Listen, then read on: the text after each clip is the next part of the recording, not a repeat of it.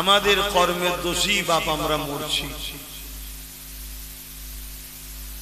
আজ পৃথিবীর যেদিকেই তাকাবো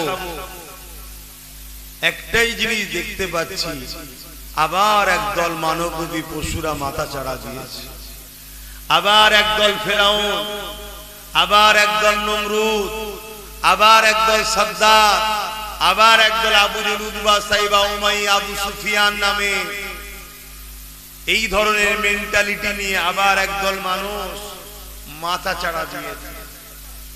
তাদের একটাই বক্তব্য, যে বক্তব্য ফেরাউনের ছিল, নমরুদের ছিল, আবু জেহেলের ছিল, উতবা সাইবার ছিল, কি আমরা খোদা হব মানুষের, তাই ইসলামকে রাখা যাবে না। কেন ইসলাম আমাদের চলার পথের বিরোধী হয়ে দাঁড়াচ্ছে। কেন ইসলাম দাসত্ব প্রথাকে ভেঙে চুরমার করার নাম, ইসলাম ইনসাফের নাম। ওই ছেলেগুলোর পাশে কেউ মুরব্বীরাও বসে নেই, বাচ্চাগুলোর হাতে সব ফোন, এই বিরক্ত হলে বা ওয়াজ গন্ডগোল হয়ে যাবে।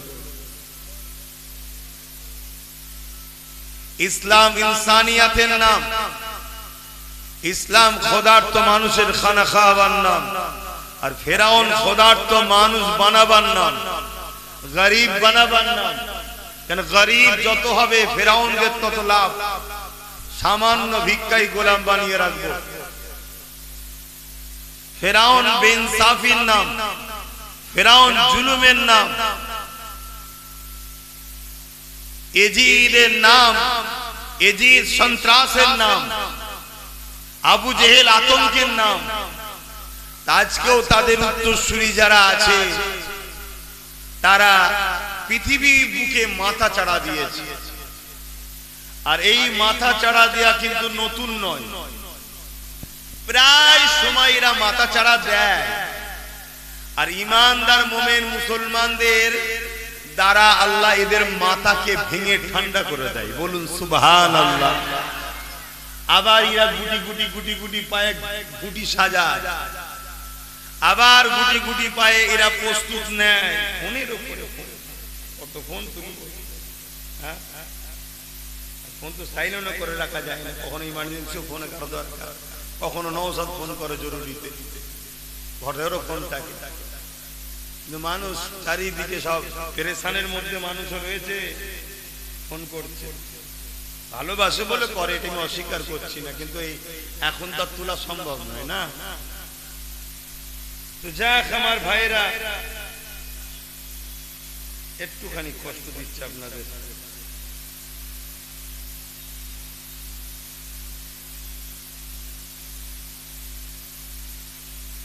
ব্যাস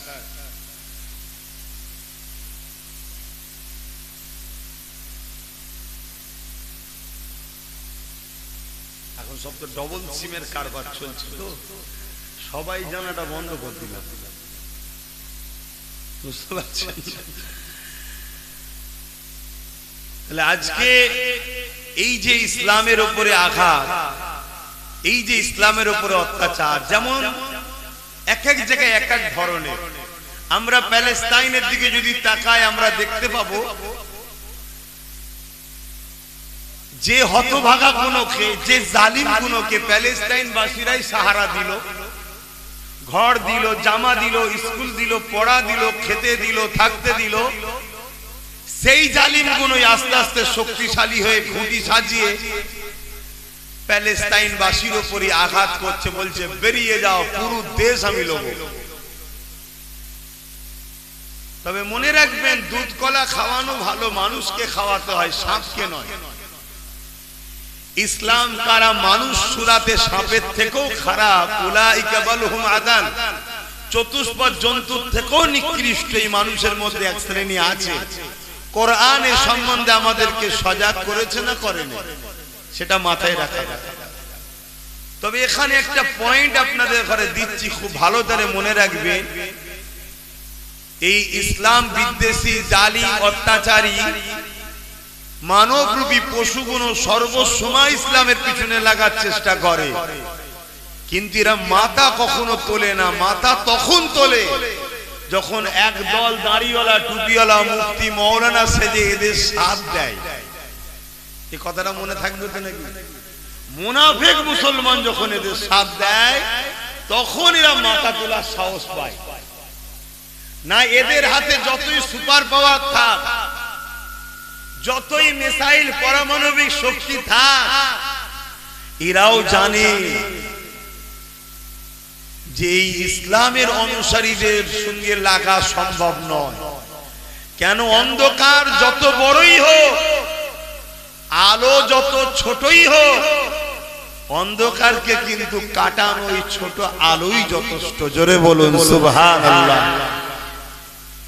আর ইসলাম এমন একটা আলো, এই আলো যুগে যুগে জুলুমকে খতম করেছে, এই আলো যুগে যুগে অত্যাচারকে মিটিয়েছে, এই আলো যুগে যুগে অসহায়দের আশ্রয় দিয়েছে, এই আলো যুগে যুগে খুন বন্ধ করেছে, সন্ত্রাসী বন্ধ করেছে, জুলুম বন্ধ করেছে, জঙ্গিবাদকে মিটিয়েছে, আতঙ্কবাদকে মিটিয়েছে, মানবরূপী পশুদেরকে যারা মানুষের খোদা হতে চেয়েছে তাদের স্বপ্ন ভেঙে চুরমার করে দিয়েছে। ইসলাম এমন একটা আলো যার ক্ষুধার্ত মানুষ তার খানার ব্যবস্থা করেছে, গরিব অসহায় দুঃখীদের চোখের পানি মুছে সমাজের অন্যায়কে মিটিয়ে সাম্য শান্তি প্রতিষ্ঠিত করেছে। জোরে বলুন সুবহানাল্লাহ। তাই ইসলামের পিছনে যুগে যুগে দুই শ্রেণীর মানুষ চরম ভাবে বিরোধী করেছে, এগুলো মনে রাখবেন। নাম্বার 1 জালিম শাসক, মনে থাকবে। নাম্বার 1 জালিম শাসক। নাম্বার 2 ধর্মের নামে ভণ্ডমির দোকান যারা খোলে। কেন? ইসলামের আলোর কাছে ভণ্ডদের দোকানের খদ্দের পালায়, পালিয়ে গিয়ে সব ইসলামের আলোর দিকে যায়। জোরে বলুন সুবহানাল্লাহ। এই দুই শ্রেণীর মানুষ যুগে যুগে ইসলামের চরমভাবে বিরোধী করেছে। কিন্তু এরা যতই পয়সাল হোক, যতই ক্ষমতাশালী হোক, যতই ম্যান পাওয়ার, অর্থ পাওয়ার, মাসুল পাওয়ার, অস্ত্র পাওয়ার, ম্যান্ডেট পাওয়ার যতই এদের কাছে থাকুক না কেন, এরা কিন্তু মাথা তোলেনি, ভেতরে ভেতরে চেষ্টা করেছে। কিন্তু যেদিন মুসলমানদের মধ্যে একদল সূরাতে সকলে দেখতে হুবাহু মুফতি, সূরাতে সকলে দেখতে মৌলানা, সূরাতে সকলে দেখতে আলেম, সূরাতে সকলে দেখতে পীর সাহেব, কিন্তু ভেতরে ভেতরে সে বেঈমান মুনাফিক। শুনছেন তো নাকি? এই সকল শক্তি সাথ দিয়েছে, তখন ওই মুনাফিকদের ঘরে সাথে নিয়ে এই জালিমরা কিন্তু মাথা তুলেছে। প্যালেস্টাইনবাসীর উপরে যে জুলুম, এটা একদিন নয় 100 বছর ধরে চলছে। পৃথিবীর বিভিন্ন জায়গায়, কখনো আমেরিকাতে ডোনাল্ড বুশ বলেছে ইসলাম মুছে দেব, কখনো ফ্রান্স নবী পাকের সামনে নোংরা কার্টুন তৈরি করেছে, ফিল্ম করেছে, কখনো ব্রিটেনে কোরআন পোড়ানো হচ্ছে, কখনো ইংল্যান্ডে মসজিদে AK-47 দিয়ে 50টার উপরে নামাজিকে গুলি করে মারা হচ্ছে, কখনো স্পেনের মসজিদে বোম মেরে আজানকে বন্ধ করে দেওয়া হচ্ছে। পুরো পৃথিবী জুড়ে সবাই ইসলামের পিছনে লেগে গেছে। আলহামদুলিল্লাহ, সবাই ইসলামের পিছনে লেগেছে। আলহামদুলিল্লাহ, এর মানে ইসলাম সবার আগে আছে। জোরে বলুন সুবহানাল্লাহ, আরো জোরে বলুন, দিল খুলে বলুন। আমি গর্বিত আমরা কারো পিছনে লাগি না। যেদিকেও লাগে সে ইসলাম হতে পারে না। ইসলাম প্রেমের নাম, ইসলাম মানব বন্ধনের নাম, ইসলাম ঐক্যের নাম, ইসলাম ভালোবাসার নাম। শুধু নামাজ রোজা দাড়ি টুপির নাম যে ইসলাম তা নয়, এটাও ইসলাম, শুধু এটা তা নয়। ইসলাম আল্লাহর সৃষ্টিকে ভালোবাসার নাম। জোরে বলুন সুবহানাল্লাহ। সন্ত্রাসকে মিটিয়ে, আতঙ্ককে মিটিয়ে, জুলুমকে মিটিয়ে, ভয়কে মিটিয়ে সর্বশ্রেণী সর্বধর্মের মানুষকে নিরাপদের সমাজ গড়ার নাম হলো ইসলাম। জোরে বলুন সুবহানাল্লাহ। বড় দুঃখ, আমাদের মজলিস গুলো এই ওয়াজ হয় না, খুব কম হয়, হয় না একেবারে বলবো না, খুব কম। আমাদের মজলিস গুলো এখন ফাজাইলের ওয়াজ হয়, ইসলামের মূল কনসেপ্টের উপর থেকে আমরা অনেক দূরে সরে গেছি। আজকে সমাজে স্বামী তার স্ত্রীকে কুপিয়ে কুপিয়ে মারছে, স্ত্রী তার স্বামীকে মেরে দিচ্ছে, এটা বন্ধ করার নাম ইসলাম। এ সমাজে নিরীহ নিরীহ গরিব মানুষদের ঘরে মিথ্যা মামলায় জড়িয়ে দিয়ে তাদেরকে কেসে ভরে দিয়ে পরিবারকে ধ্বংস করে দেওয়া হচ্ছে, এটাকে মিটাবার নাম ইসলাম। মদ মুক্ত করার নাম ইসলাম। এক কথায় নেশা জাতীয় দ্রব্যকে সমাজ থেকে বন্ধ করে দিবার নাম ইসলাম।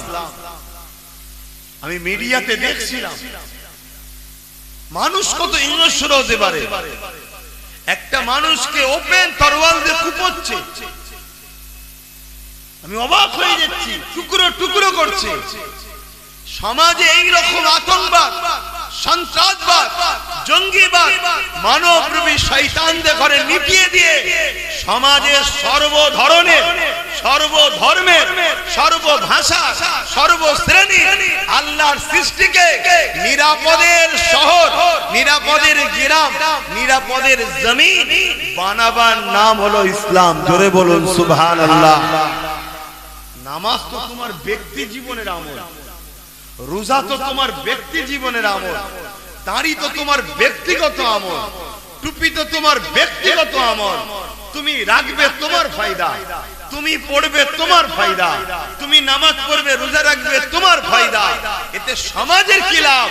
ইসলাম বলছে সমাজকে দুর্নীতির হাত থেকে বাঁচাও, জুলুমের হাত থেকে বাঁচাও, নেশার হাত থেকে বাঁচাও, খুন খারাপির হাত থেকে বাঁচাও।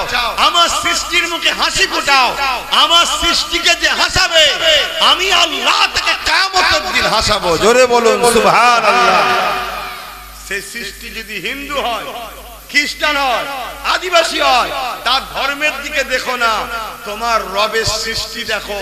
খোদার তো খানা দাও, বস্ত্র নেই বস্ত্র দাও, বিপদে পড়েছে উদ্ধার করো, সেও হাসবে, মালিক তোর ভালো করুক, এটাই তো বলবে নাকি? সৃষ্টিকর্তা এত খুশি হয় যে আমার বান্দা আমার দিয়া দয়া নিয়ে আমার সৃষ্টিকে ভালোবাসছে, আর আমি মালিক হয়ে তোকে কেন ভালোবাসবো না? যা, তোর যা গুনাহ আছে চেপে দিয়ে জান্নাতি করলাম। জোরে বলুন সুবহানাল্লাহ, আরো জোরে বলুন সুবহানাল্লাহ। আল্লাহু আকবার। ইয়া রাসূলুল্লাহ,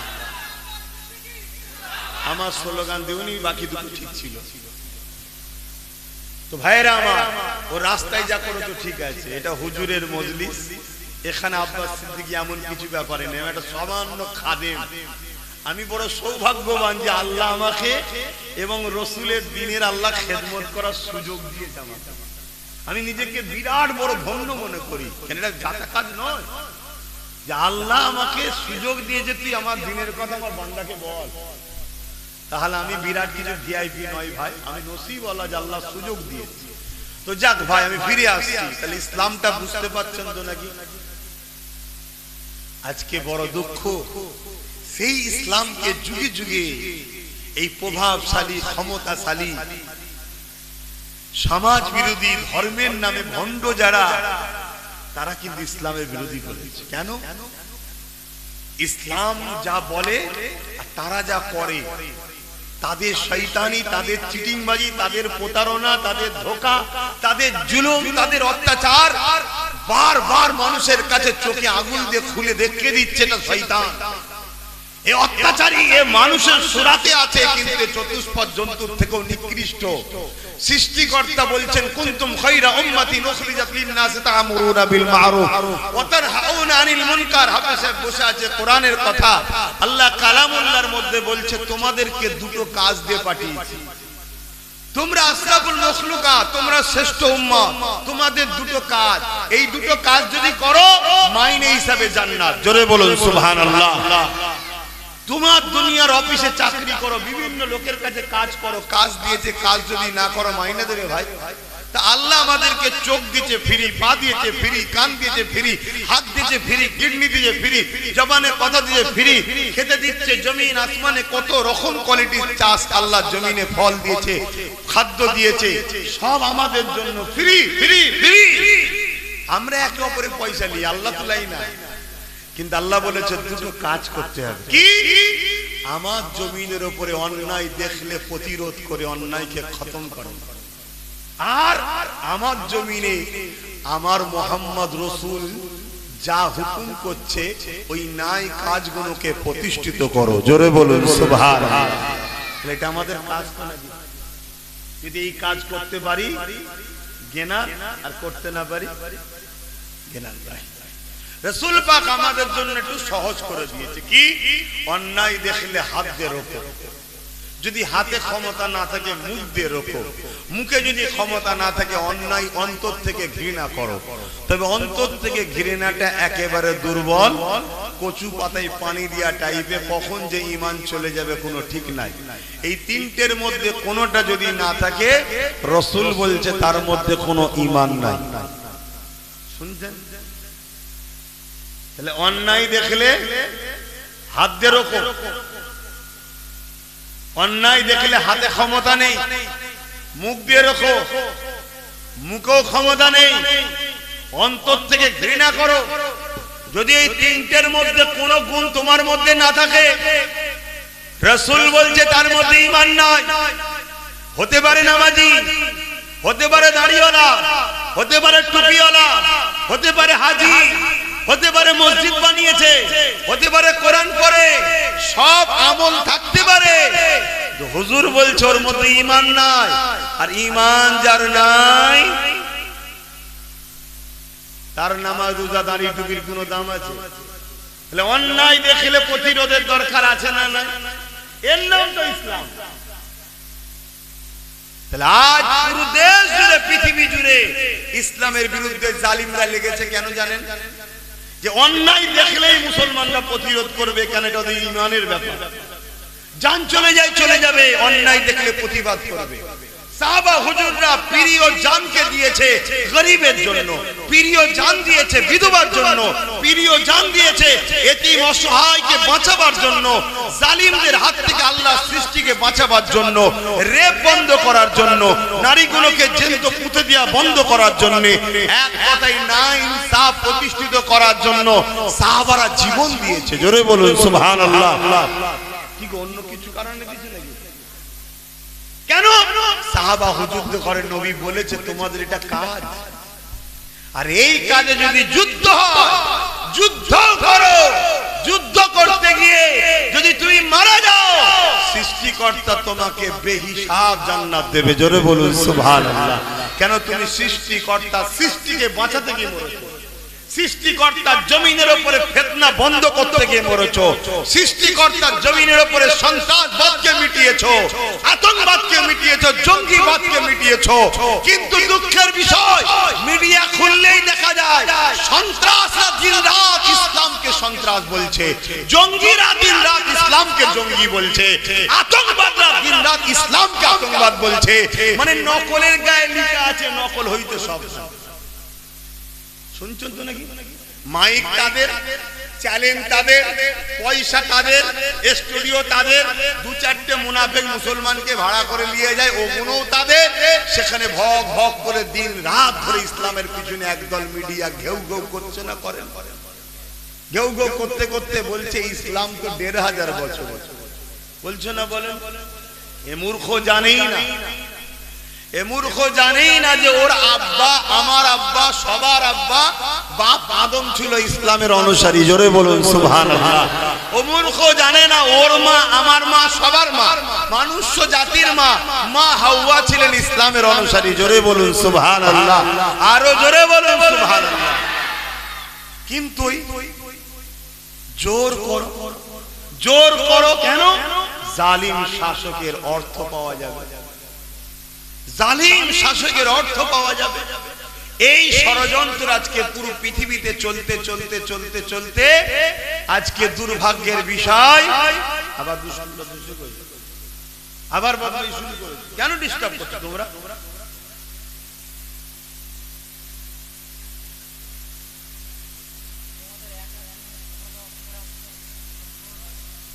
এভাবে জুলুম হতে হতে হতে হতে আজকে যে থেকে কেন্দ্রে আমার দেশের জালিম সরকার বসেছে, আমার দেশটাও তছনছ হচ্ছে, আমার দেশও নতুন করে ইসলাম বিরোধী একটা মহল তৈরি হয়েছে। সোনার দেশটা আজকে ধ্বংসের দিকে, প্রেমের দেশটা আজকে হিংসার আগুন জ্বলছে, ঐক্যের দেশটা আজকে ফেটে চুরমার হয়ে যাচ্ছে। যে থেকে এই জালিম হুকুমতটা কেন্দ্রে বসেছে সেই থেকে আমার দেশটা তছনছ হচ্ছে। একটা তো কোনো কথাকে রাখতে পারেনি, যা ওয়াদা করেছে সব ঝুটা, সব ফট, সব জুমলাবাজ। তাই সমাজের কাছে মুখকে দেখাবে কি করে? এই সমাজের মধ্যে ব্রিটিশের পরিকল্পনা চালিয়েছে কি? জাতি দাঙ্গা লাগাও, জাতে জাতে বিভাজন লাগাও, ভাইচারাকে নষ্ট করো। ব্রিটিশ যেটা করেছিল, এই বদমাইশ ভালো ধারে বস না,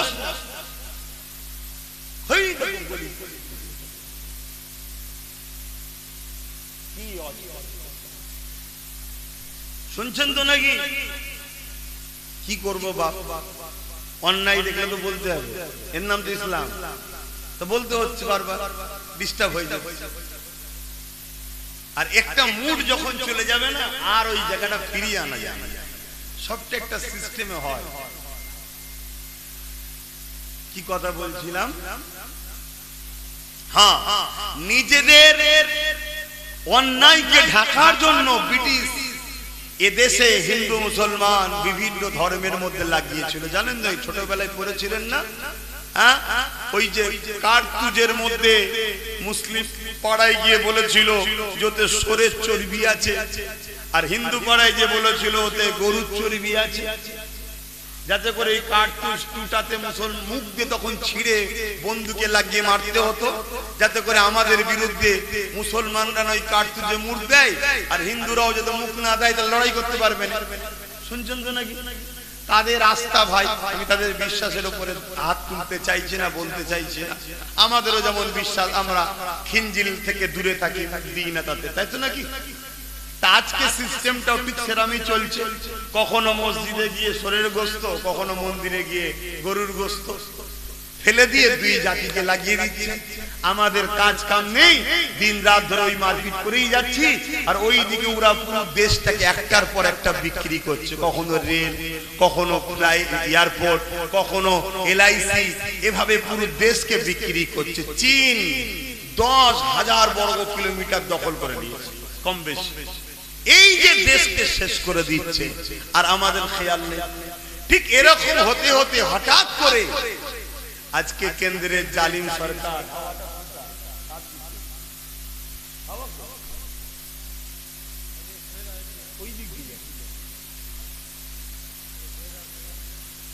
আজকে ওয়াকাফের উপরে হাত দিয়েছে। আপনারা শুনেছেন তো নাকি? কথা বলুন একটু। হ্যাঁ কি না? ওয়াকাফ মনে রাখবেন, আজ থেকে 10 বছর কম বেশি ধরে আমি বলছি ওয়াকাফ বাঁচাও, ওয়াকাফ বাঁচাও। ওয়াকাফ আন্দোলন 10 বছর কম বেশি ধরে আমি করছি বাংলার অলিতে গলিতে। পুরাতন ভিডিও আমার দেখবেন, সব পাবেন আপনাদের এই ডানকুনিতে।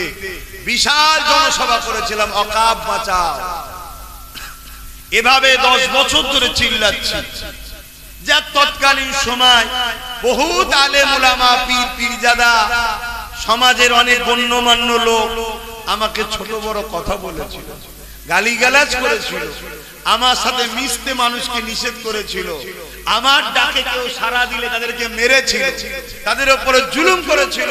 কিন্তু আমার ভালোবাসার মানুষরা সব কিছুকে ওভারটেক করে দীর্ঘ 10 বছর ধরে আজকের দিন পর্যন্ত লক্ষ লক্ষ যুব সমাজ, বাপ মা ভাই বোন আমার পাশে এখনো দাঁড়িয়ে আছে, তাদেরও বক্তব্য একটাই, আল্লাহর ঘর বাঁচাও, মসজিদ বাঁচাও, কবরস্থান বাঁচাও, ঈদগাহ বাঁচাও, খানকা বাঁচাও।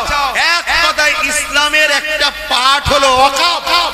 যেমন আমাদের শরীরে হাত আছে, পা আছে, চোখ আছে, কান আছে, তা ইসলামের একটা অঙ্গ হলো ওয়াকফ। এই ওয়াকফকে বাঁচাও। সেদিন থেকে আমরা চিৎকার দিয়ে আসছি, আজও চিৎকার দিচ্ছি, আলহামদুলিল্লাহ। কিন্তু দুঃখের বিষয়, আজকে যেভাবে সবাই তেরে ফুরে নেমেছে, আমি কারো নামাকে ঘৃণা করছি না, কিন্তু সবাই যদি 10 বছর আগে থেকে তেরে ফুরে নামতো, আমার মনে হয় না কেন্দ্রের এই ফ্যাসিস্ট জালিম সরকার এই বিলটা করা সাহসিকতাটা দেখাতো। সাহস তখন হয় যখন একটা জায়গা দীর্ঘদিন পড়ে থাকে, যে যা খুশি দখল করছে, যে যা খুশি ভোগ করছে, যে যা খুশি ইউজ করছে, তখনই তো সাহস হয় যে সবাই যখন করছে, জায়গার মালিক কিছু বলছে না, তার মানে বেওয়ারিশ, ওর কেউ নেই মনে হয়, আমি বা কেন নেব না একটু, ঠিক তো নাকি? 77 বছর ধরে কম বেশি সবাই ওয়াকফ ছেড়েছে। আমি যদি আমার রাজ্যের কথা বলি, আমার রাজ্যে 75 থেকে 80-85 হাজার বিঘে, শুনছেন, আজকের দিন পর্যন্ত রাজ্য সরকারের আমলা চামচারা সব চুরি করে ঝেড়ে খাচ্ছে। কথাটা কি ব্যথা লাগলো? মসজিদের জায়গা, মাদ্রাসার জায়গা, কবরস্থানের জায়গা, খানকার জায়গা, বড় বড় কোটি কোটি টাকার সম্পদ রাজ্য সরকারের আমরা চামড়া সব ছেড়ে ঝেড়ে আজকেও খাচ্ছে এই রাজ্য। তাহলে 10 বছর আগে থেকে চিৎকার দিচ্ছে, আসো বন্ধুরা, সংগঠিত হও, ঐক্য হও।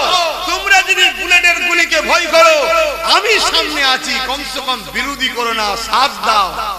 সাথ দেয়নি বন্ধু, বিরোধী করেছে, ছেলেগুলোকে ট্যাগ করে মেরেছে, কেস দিয়েছে, কি করতে বাদ দিয়েছে আমার ভালোবাসার যুবকগুলোকে।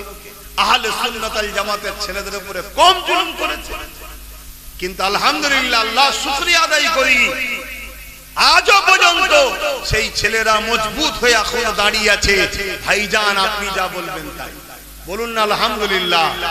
আজ এত মার খেয়ে কাল যদি বলি চলো, কাল যদি বলি চলো, কয়েক লক্ষ জীবনের বিনিময়ে তোমার সম্পদ তুমি ফিরে পাবে, আমার ঈমান বলছে কয়েক লক্ষ যুবক আমার একটা উংলি ইশারাতে কালকেই রাস্তায় নেবে, জীবন মরণের বাজি লাগিয়ে নেবে যাবে ইনশাআল্লাহ, আমার বিশ্বাস। আপনাদের কি মনে হয়, হবে না? আমার বিশ্বাস ইনশাআল্লাহ। এখানেও হয়তো আছে, কিছু না হলো 2-5টা ছেলে এই গ্রামও হয়তো সেরকম পাগল আছে, কিন্তু আজ আমরা কোথায় ফাঁসলাম?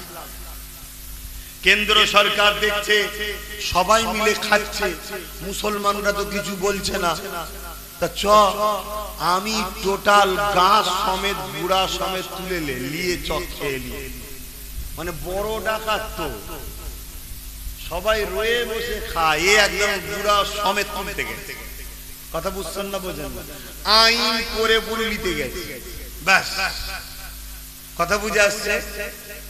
এই ওয়াকফ কালা কানুন বাতিলের জন্য আমাদেরকে অবশ্যই এর বিরুদ্ধে সংগ্রাম করা, লড়াই করা, গণতান্ত্রিক প্রক্রিয়ায় আন্দোলন করা, এটা আমাদের প্রত্যেক মুমিন মুসলমানের ঈমানি দায়িত্ব, আছে না নাই?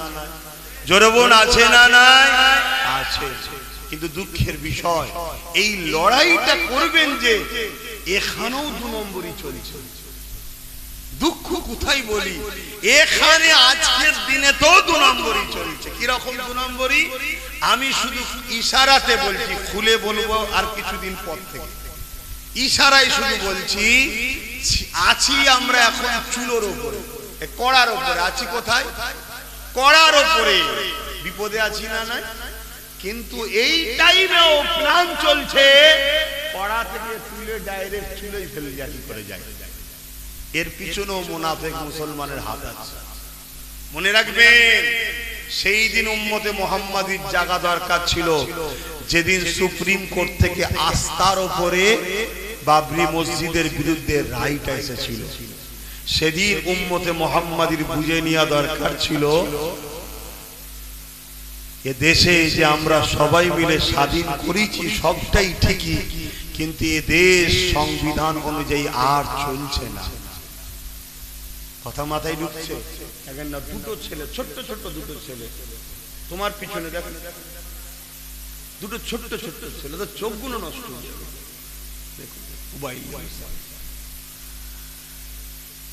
সেই দিন আমাদের বোঝা দরকার ছিল, কিন্তু এই লড়াই যাই হোক নাই হোক, যা ঘটে গেছে সব ভেবে লাভ নাই।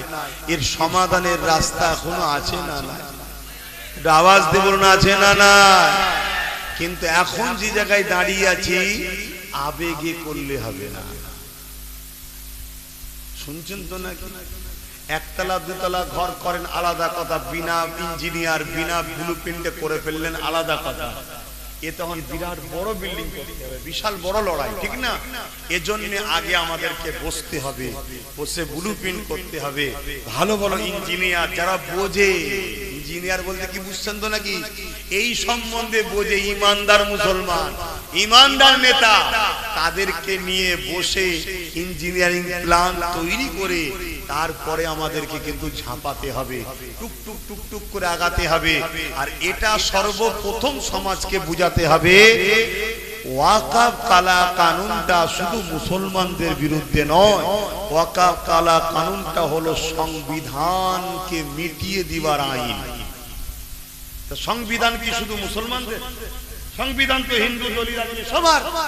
তাহলে সমস্ত ধর্মের মানুষকে বুঝাতে হবে কেন্দ্র সরকার সংবিধানের বিরুদ্ধে হাত দিয়েছে, সংবিধানকে মিটাচ্ছে। এ বুঝানো দরকার আছে না না? সবাইকে বুঝাও, না বুঝিয়ে হই হই করে ফেললে তারা বলবে কি হলো রে। আর এই সুযোগে কেন্দ্র সরকার তার চট ছেড়ে দেবে, ছেড়ে দিয়ে কি বলবে, দেখো মুসলমানরা সব দখল করে নিচ্ছে, দেখো আমাদেরকে না সাথ দিলে তোমাদের আরো বিপদ আছে। ওরা ওদের যে লক্ষ্য সেই গরমে রুটিটা সেঁকে নেবে। কথা মাথায় ঢুকছে? হিকমতের সাথে কাজ করতে হবে। এখন আসুন এই ওয়াকাফ কি ইসলামের বিষয়ে কি জিনিসটা একটু আলোচনা করা যায়। আল্লাহ নবী নূর নবী দয়ার নবী হাবিবুল্লাহ জনাবে মুহাম্মদ রাসূলুল্লাহ সাল্লাল্লাহু আলাইহি ওয়াসাল্লামকে একদিন হযরতে ফারুক আযম রাদিয়াল্লাহু তাআলা আন হুজুর বললেন, হুজুর আমার একটা বড় সম্পদ আছে, ওই সম্পদটাকে আমি আল্লাহর খুশির জন্য গরিব অসহায় দুঃখী মুসলমান ও ইসলামের জন্য দান করতে চাই, কিভাবে করব? আল্লাহ নবী বললেন, ওটা ওয়াকফে লিল্লাহ, আল্লাহর জন্য তুমি বাইতুল মালে দান করে দাও। জোরে বলুন সুবহানাল্লাহ। এই যে আল্লাহর রাস্তে মৌখিক দিয়ে দিয়া, এই সিস্টেম আমার দেশের আজকের দিন পর্যন্ত সুপ্রিম কোর্টের আইন অনুযায়ী জায়েজ চলবে এখনো পর্যন্ত।